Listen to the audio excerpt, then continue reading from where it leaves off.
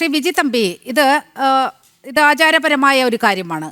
ഈ ക്ഷേത്രങ്ങളുടെ പ്രതിഷ്ഠാ സമയത്തൊക്കെ ഈ ദേവനും തന്ത്രിയും തമ്മിൽ ഒരു ഉടമ്പടി എന്നൊക്കെയാണല്ലോ സാധാരണഗതിയിൽ പറയാറ്.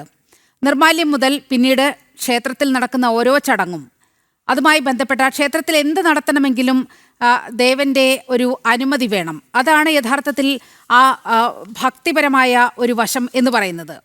പക്ഷേ ഭക്തിക്ക് ഒരു തരത്തിലും പ്രാധാന്യം നൽകാതെ യുക്തിചിന്തനം മാത്രം വെച്ച് പുലർത്തുന്ന ഇവരെ സംബന്ധിച്ചിടത്തോളം എങ്ങനെയാണ് ക്ഷേത്രത്തിൻ്റെ കാര്യങ്ങളിലൊക്കെ ഇവർക്കിങ്ങനെ ഇടപെടാൻ കഴിയുന്നത്? അതുകൊണ്ടല്ലേ ദേവൻ്റെ സ്വത്ത് ഏത് വിധത്തിലും ഉപയോഗിക്കാം എന്നുള്ള ഒരു ചിന്ത വന്നുകൂടുന്നത്.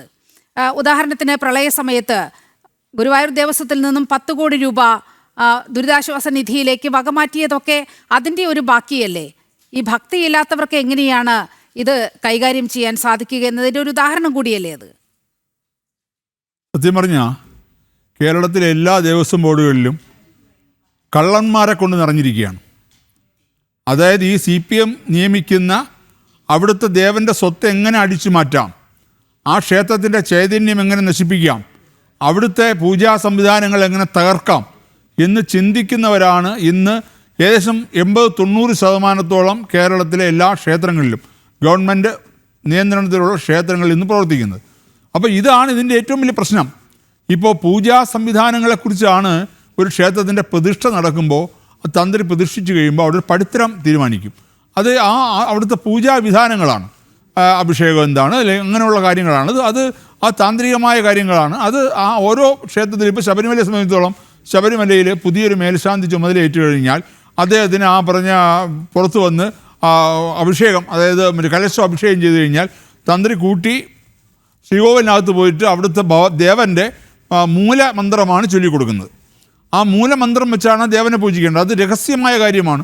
അത് മേൽശാന്തിക്ക് മാത്രമേ അറിയാവൂ, തന്ത്രിക്ക് മാത്രമേ അറിയാവൂ. മേൽശാന്തി അത് പുറത്ത് പറയാൻ പാടില്ല എന്നാണ്. ആ മേൽശാന്തി മാറി അടുത്ത മേൽശാന്തി വരുമ്പോഴും ആ മൂലമന്ത്രം പറഞ്ഞു കൊടുക്കും. അപ്പോൾ അതാണ് തന്ത്രി ചെയ്യുന്നത്. അപ്പോൾ അത് ആ താന്ത്രികമായ ചടങ്ങുകളും ഈശ്വരീയമായ ചടങ്ങുകളുമാണ്. ഞാൻ പറയുന്നത് അവിടെയല്ല ഈ ദേവസ്വം ബോർഡിൻ്റെ പ്രസക്തി. ദേവസ്വം ബോർഡിന് ഈ വിഷയങ്ങളിലൊന്നും ഒരു കാര്യമില്ല. ദേവസ്വം ബോർഡിൻ്റെ ചുമതല എന്താ? ആ ക്ഷേത്രങ്ങളിൽ വരുന്ന ഭക്തർക്ക് വേണ്ട സൗകര്യങ്ങൾ ഒരുക്കുക, ആ ക്ഷേത്രങ്ങളിലുള്ള കാര്യങ്ങളെല്ലാം കൃത്യമായി നടക്കുന്നുണ്ടോ എന്നുള്ളത് നോക്കുക, അവിടെയുള്ള മറ്റുള്ള കാര്യങ്ങൾ സെക്യൂരിറ്റിയും കാര്യങ്ങളും എല്ലാം നോക്കുക. അല്ലാതെ പടിത്തരത്തിലോ അല്ലെങ്കിൽ അവിടുത്തെ പൂജാ കാര്യങ്ങളിലോ ഒന്നും ഒരു ദേവസ്വം ബോർഡിന് ഒരു അധികാരമില്ല. പക്ഷേ ഇപ്പോൾ സംഭവിച്ചുകൊണ്ടിരിക്കുന്നത് എന്താ? ഈ കാര്യങ്ങളിലെല്ലാം കയറി ഇടപെട്ടുകൊണ്ടിരിക്കുകയാണ്. ഇപ്പോൾ യഥാർത്ഥത്തിൽ പറഞ്ഞാൽ പല ക്ഷേത്രങ്ങളിലും പല പല കംപ്ലൈൻറ്റുകൾ വരുന്നുണ്ട്. അതായത് ഇപ്പോൾ ഒരു സ്ഥലത്ത് ഒരു ശിവക്ഷേത്രത്തിൽ ഏറ്റവും പ്രാധാന്യമുള്ള സംഭവമാണ് ജലധാര. ജലധാര എന്ന് പറയുമ്പോൾ ജലമാണ് ധാര ചെയ്യുന്നത്. ജലം അവിടുത്തെ കിണറ്റിൽ നിന്ന് കോരി ഒഴിക്കുന്നു. അപ്പോൾ അതിന് ഒരു ചെറിയ 5 രൂപ 10 രൂപ വയ്ക്കാം. പക്ഷേ ഇവിടെ ചെയ്യുന്നത് എന്താ? ജലധാരയുടെ ചീട്ട് എഴുതിയാൽ അതിൻ്റെ കൂടെ ഒരു വെള്ള നിവേദ്യം കൂടെ എഴുതും. എന്തിനാണ്? അപ്പോൾ അതിൻ്റെ പേരിൽ സപ്ലൈ എന്ന് പറഞ്ഞ് പൈസ എഴുതി വാങ്ങിക്കുക. പല ക്ഷേത്രങ്ങളിലും നടന്നുകൊണ്ടിരിക്കുന്നത് അവിടുത്തെ പൂജാ സാധനങ്ങളെല്ലാം ഒന്നുകിൽ മേൽശാന്തിയോ അല്ലെങ്കിൽ കീഴ്ശാന്തിമാരോ കൊണ്ടുവരണം. എന്നിട്ട് ഈ സപ്ലൈ എന്ന് പറഞ്ഞ് എഴുതി ഈ ദേവസ്വം ബോർഡിലെ ഉദ്യോഗസ്ഥർ പൈസ പോക്കറ്റിലാക്കുകയാണ്. ഇതാണ് നടന്നുകൊണ്ടിരിക്കുന്നത്. അപ്പോൾ ഇതെല്ലാം അന്വേഷിക്കേണ്ട കാര്യങ്ങളാണ്. ദേവൻ്റെ സ്വത്ത് പല രീതിയിൽ പലരുടെ പോക്കറ്റിലേക്ക് പോയിക്കൊണ്ടിരിക്കുകയാണ്. ഈ ഗുരുവായൂർ ഇടയ്ക്ക് സംഭവിച്ചെന്നാണ്. ഗുരുവായൂരിൽ ഇതുപോലെ സുപ്രീം കോടതിയിലൊരു വളരെ നിർണായകമായൊരു വിധി വന്നു. അതായത് ഏകാദശി നാളിലെ ഉദയാസ്തമന പൂജ എത്രയോ കാലങ്ങളായി അവിടെ നടക്കുന്നതാണ് ഈ ഗുരുവായൂർ ഏകാദശി അന്ന് ഉദയാസ്തമന പൂജ. അത് പണ്ട് രാജാവിൻ്റെ കാലത്ത് നടന്നുകൊണ്ടിരുന്നു. രാജാവിൽ നിന്ന് അത് തിരിച്ച് ദേവസ്വം ബോർഡിലേക്ക് വന്നപ്പോൾ ദേവസ്വം ബോർഡിൻ്റെ വകയായി നടത്തിക്കൊണ്ടിരുന്നു. അതിനെയാണ് കഴിഞ്ഞ ഉദയാസ്തമനം ഏകാദശിക്ക് മുമ്പായിട്ട് തന്ത്രിയെ സ്വാധീനിച്ച് തന്ത്രിയെ കൊണ്ട് അത് ദേവഹിതം നോക്കിയിട്ടേ ഇല്ല. അത് പറയുന്ന പച്ചക്കള്ളമാണ്. ദേവഹിതം നോക്കണമെങ്കിൽ ദേവൻ്റെ മുമ്പിൽ വെച്ച് വേണം ദേവഹിതം നോക്കാൻ. അത് കൃത്യമായിട്ട് അഷ്ടമംഗല ദേവപ്രശ്നം നോക്കി വേണം. അങ്ങനെയാണ് ദേവൻ്റെ ഹിതം അറിയേണ്ടത്. അല്ലാതെ ഏതെങ്കിലും ഒരു ജ്യോത്സ്യൻ്റെ വീട്ടിലോ തന്ത്രിയുടെ വീട്ടിലോ ഇരുന്നല്ല ദേവഹിതം നോക്കേണ്ടത്.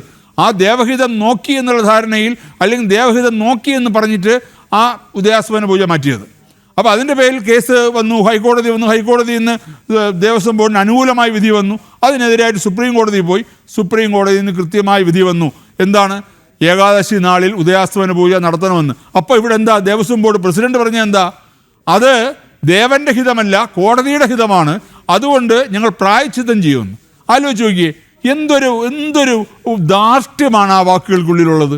കാര്യം ദേവഹിതം നോക്കാതെ എന്തെങ്കിലും ഒരു തീരുമാനമെടുത്തിട്ട് അതിനെതിരെ സുപ്രീം കോടതി ഒരു വിധി വന്നപ്പോൾ ആ വിധിയെ പുച്ഛിച്ച് തള്ളുന്ന രീതിയിലല്ലേ പറഞ്ഞത്?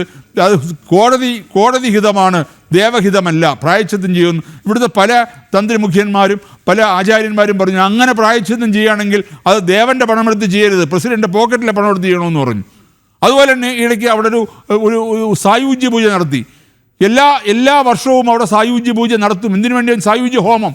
അവിടുത്തെ എന്തെങ്കിലും ദോഷങ്ങൾ അവിടുത്തെ തന്ത്രിയുടെ ഭാഗത്തു നിന്നോ അല്ലെങ്കിൽ മേൽശാന്തിയുടെ ഭാഗത്തു നിന്നോ മറ്റ് പൂജാരിമാരുടെ ഭാഗത്തു നിന്നോ ഉണ്ടായിട്ടുണ്ടെങ്കിൽ അതിന് ദേവനോട് ദേവൻ്റെ ഇത് തീർക്കാൻ വേണ്ടി, വിഷമം തീർക്കാൻ വേണ്ടിയാണ് സായുജ്യ പൂജ നടത്തുന്നത്. അത് അവർ സ്വന്തമായിട്ട് ക്ഷേത്രത്തിനകത്ത് വെച്ച് നടത്തുന്നതാണ്. അതിനെ ഇത്തവണ ദേവസ്വം ബോർഡ് കച്ചവടമാക്കാൻ നോക്കി. അവിടെ വലിയ ഫ്ലക്സ് ബോർഡുകൾ വെച്ച് 500 രൂപ ഒരു ഭക്തനെ വാങ്ങിക്കാൻ പാടില്ലത്, അത് വാങ്ങിച്ചു. അപ്പോൾ ഇതുപോലെ എല്ലാ ക്ഷേത്രങ്ങളിലും വലിയ കൊള്ളകൾ നടക്കുകയാണ്. അതാണ് ഞാൻ പറഞ്ഞത്, ക്ഷേത്രങ്ങളിൽ ഭരിക്കുന്ന 90% പേരും കള്ളന്മാരാണ്. കൂടിയാണ് ഇന്ന് സുപ്രീം കോടതിയിൽ നിന്ന് ഉണ്ടായിരിക്കുന്നത്.